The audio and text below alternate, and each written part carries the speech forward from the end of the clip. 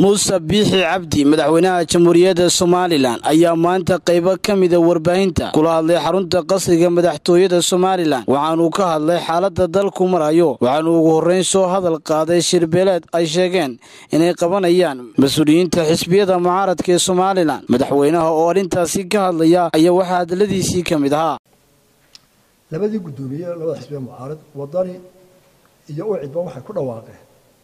in shirbeeleed qabanayaan بولت كرجالي معي قدومي حسبي 40% ومدو دورتي بريا قلبات برقة دورتي شربالات سيد يقول أنا سنة كاسياسية هو قابلت انت هلا يقولك أنا جوا إلى يرقل أنت ومدو يسرحت الله وحقول أنت أنا كتاجنا تذكر مركز قبطان حير كيف كل بحصة أنا وحنا شربالات قدومي حسبي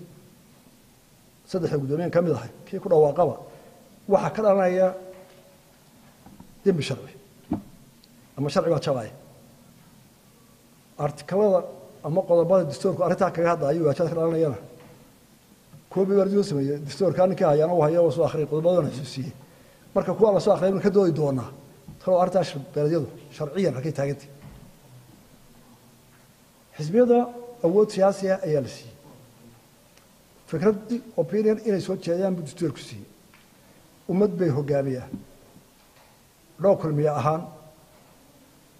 شربيلاد حزب كل واقع منهن كل واقع وحلنا واخرد وين كجدون مرحلة ذا دستور بينو كسر ويسام ضد كنا صد حزب بيك كجب حق بيرد وعضية نقول بنا السومال هذا دم باو عضي سي أنا جاي نروح بونا صحنا ما إن قدامي حزب شربيلاد ونقبلنا لكن لما قدومي أسكر راعي ومعارض كه كل ما هو ديدنا هرتها شرع ما وافقنا له نكره وافقته أكيد صار ارتكاله شربيلاد وادي بنو غش muuse biixi cabdi madaxweynaha jamhuuriyadda Somaliland ayaa sidoo kale waxa uu ka hadlay deeq waxbarasho ee dalka Itoobiya oo Somaliland siiyay deeqdaasi oo muran badan maalmihii ugu dambeeyay ka dhalatay madaxweynaha oo ka hadlaya ayaa waxa uu waxa la yiri deeq baa la siiyay waynu qaylinay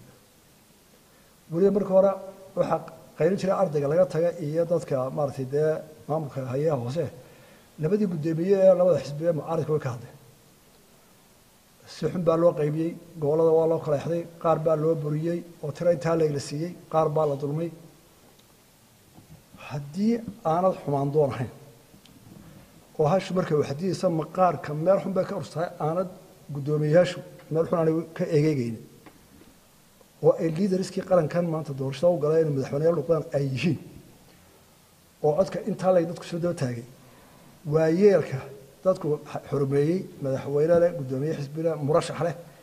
waxay u baahan yihiin inay waxyaalaha fidmada iyo nacda ku dhaxawlaya in badan ka wareegistaan iyagu oo mushkilada damiyaan laakiin ma aha iyagu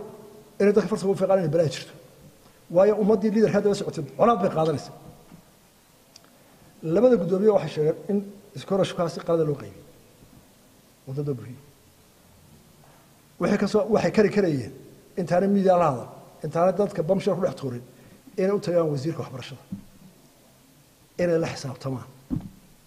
systemka wax ku qaybiyay inay ogaadaan qaabka wax qaybta la bilaab saxmata sidii loo qaybiyay saxmata lagu heshiiyey inay odaashtaa hubiyaan baahay deetana ay case keenaan halkaas ay ka qaldantay ka dood maayaan wasiirka daafici maayo baritan xaq mawlid inay baadhaan arrinta halka ay tahay warbixintii iyo qoraalkii rasmiga ah ee wasaaradda ka soo baxday halkan uu yaala qaybsado qaat nin walba wasiirka dawladda ka qalay ka daafici maayo dawladdu haday wax qaladay qoortaan soo dhigeen sidoo kale madaxweyne muuse biixi cabdi oo hadalkiisa sii wata ayaa waxa uu ka hadlay arrimaha doorashooyinka Somaliland doorashadii 2019 March anigu halka wax marayaan baarin warramay deetradii ka go'aamin ma qabsoomaysa mise qabsoomayso idinka la karaba doorashadii 2019 saa u qabsoonto oo maxkamadda sare iyo labada aqalba gudoomiyeen in bisha la qabto xeer adag waxay u baahan tahay doorasho in la qabto sideedaba waa aragano aragno 10 bilood in loo diyaar garoobo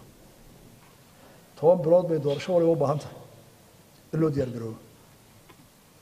saddex in xisbiyada qaranka saddexda xisbi doorashada iyagaa soo galay wixii qaldamay iyo wixii saxmana iyagaa laga doonayaa inay ku soo ururiyaan commissionka oo ay keenaan soo jeedin ah halkaana waynu ka qaldanay aan ka baydhno halkaasina way ficilada aan sii xoojin dabeetana soo jeedinta xisbiyada wixii qaladaad si loo saxayo lagu daro sharciyada iyo barnaamijka dambe saddexda qodob baa waajibaadkii meesha yimid ahaa ta qorshaha iyo xeer isku duwidda waxaa loo xil saaray xukuumadda waxaana yidhaha lagu soo ururiyo commissionka muddoba 4 ilaa 5 shir baan wada yeelanay wadani iyo xisbi kale wixidba 2 shiroo gaarna waxaan yeelanay 3 shiroo gaarna waxaan wado iyo anigu waxaan wada yeelanay wadani arrinta commissionka la shaqeynayno waxaan ka doodnay warda taas waa dib u noqosho oo waxa weeye wadani doorashadii ma ogoli dad tiraahdo commissionkii maanta kuma kalsoonay shaqeyn maayo waxa weeye arrinta bal arrin kale lagu noqdo waxaan dib u baarnay clipkii markii uu gudoomiye Cabdiraxmaan weli waan tanaasulo doorashada galay clipkii uu ka akhriban dib u doonay deetana isaga baan soo leeyahay waxaan wariyaahay arrintu imika ma ahayn maalintaaba waxaad ku dhawaaqday maad go'aan doorashada clipkaaga hadii la eego taageerayaashaadii umaad sheegin in doorashada la helay bal baad ku qabatay meel dhaxad u qabatay clipkiisa waa eegi doontaa wuxuu ku bilaabay umaan tanaasulin doorasho gacan ku rimisa umaan tanaasulin gudoomiyaha xisbiga kulmiye umaan tanaasulin xisbiga kulmiye laakiin waxaan u tanaasulay danta qaranka iyo nabadiisa iyo dalka horumarkiisa waa laba sentence waa laba weerar Soomaaliga dadka weedha hore waxay deedifaysay inuu u tanaasulay xisbiga ay tartamayeen oo haddii xisbiga aanu xisbiga u tanaasulay sida caalamiga ah yuu tanaasulay waxay cadaysay inaanu u tanaasulin murashax ay tartamayeen marka hadda aniga labadii murashax isu tanaasulina tanaasulin ma dhicin saddex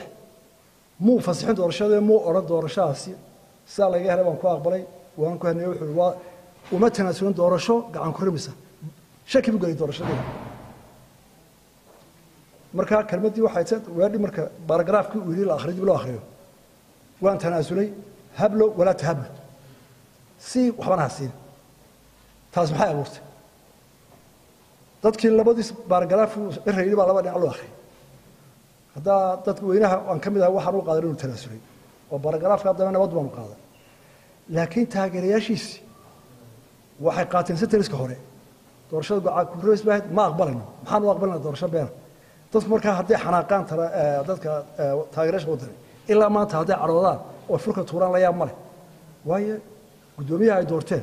40% codka la siiyey mu oranin doorasho waxba laga helo walaal aan degno wuxuu u marxad furo gacan ku rimisa marka publiga caadi la yaab male hadduu caroodo sidoo kale madaxweyne Muuse Bixi Cabdi waxa halkaasi su'aalo ku weydiiyay qaybo kamid ah warbaahinta Xamse Jaamac Xuseen Awowo Star TV Hargeysa.